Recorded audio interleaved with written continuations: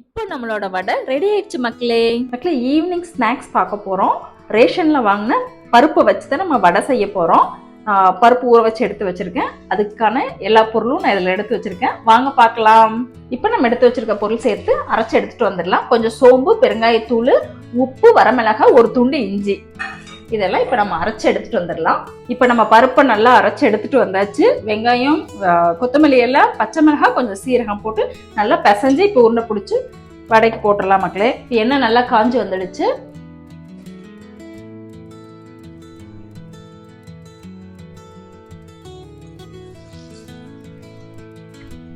இப்போ வடை நல்லா ரெடியாகி வந்துடுச்சு.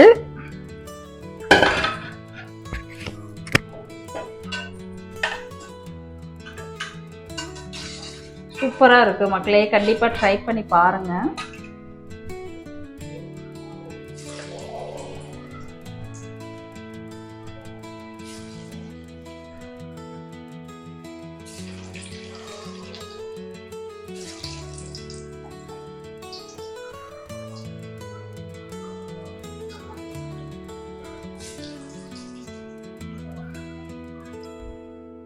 அவ்வளோதான் மக்களே, நம்மளோட ரேஷன் பருப்பு வச்சு செஞ்ச வடை நல்லா ரெடியாகி வந்துடுச்சு.